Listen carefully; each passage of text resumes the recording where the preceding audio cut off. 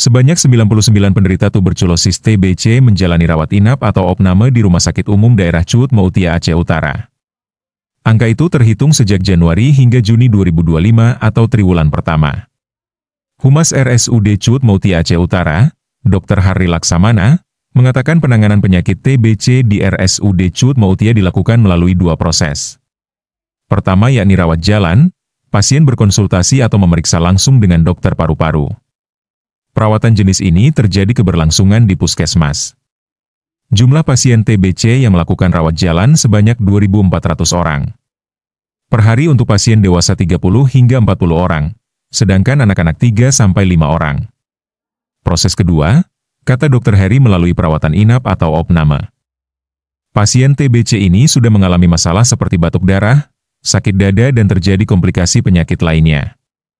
Untuk rawat inap berjumlah 99 pasien selama triwulan pertama. Mereka akan dirawat oleh dokter spesialis paru-paru ataupun gabungan dengan bekerja sama dengan dokter spesialis penyakit dalam, gizi, dan sebagainya. Penyakit TB atau mungkin dikenal juga dengan TBC, paru-paru merupakan penyakit dengan jumlah terbanyak di Rumah Sakit Cendekia. Jadi TBC atau TB paru ini merupakan penyakit infeksi menular yang diakibatkan oleh kuman Mycobacterium tuberculosis. Jadi penyakit TB ini bisa menyerang organ mana saja, bisa dari paru maupun di luar paru. Nah, kalau dari paru-paru, penyakit TBC ini bisa menimbulkan gejala pernapasan seperti batuk-batuk. Jadi apabila ada batuk-batuk lebih dari 2 minggu, kita bisa mencurigai itu suatu tuberkulosis. Selain batuk-batuk bisa ada sesak napas, bisa ada nyeri dada, bisa ada batuk darah misalnya. Namun tidak semua harus ada batuk darah. Jadi kalau ada batuk 2 minggu atau lebih, sebaiknya dilakukan pemeriksaan. Kita bisa mencurigai itu adanya TB paru. Kemudian bisa ditambah dengan keluhan gejala lainnya seperti demam-demam, kemudian berkeringat malam, penurunan nafsu makan, penurunan berat badan, dan lain-lain sebagainya. Jadi apabila ada seseorang yang dengan gejala seperti saya sebutkan tadi, maka sebaiknya dilakukan pemeriksaan.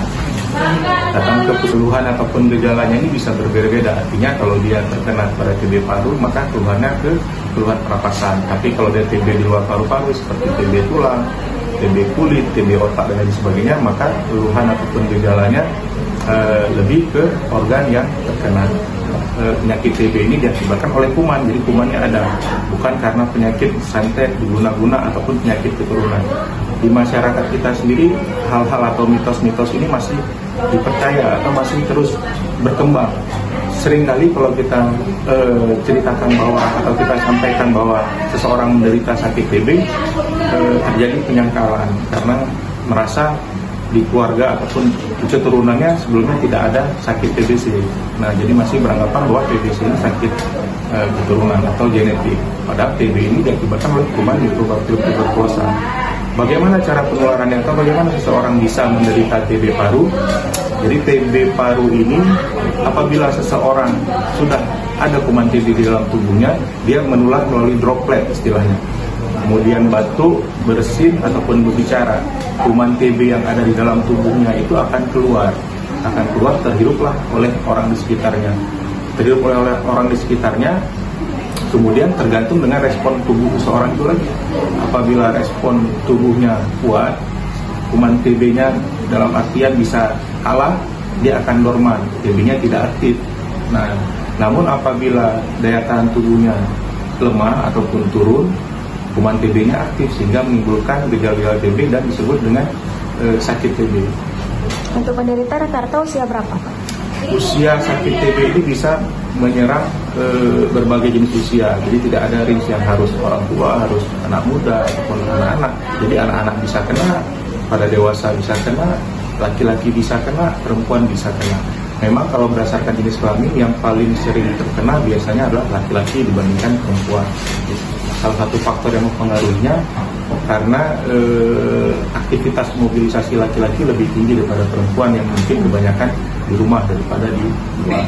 Cara pencegahan TB yang pertama tadi, apabila seseorang sudah ada gejala batuk-batuk 2 minggu atau lebih, sebaiknya dilakukan pemeriksaan. Kemudian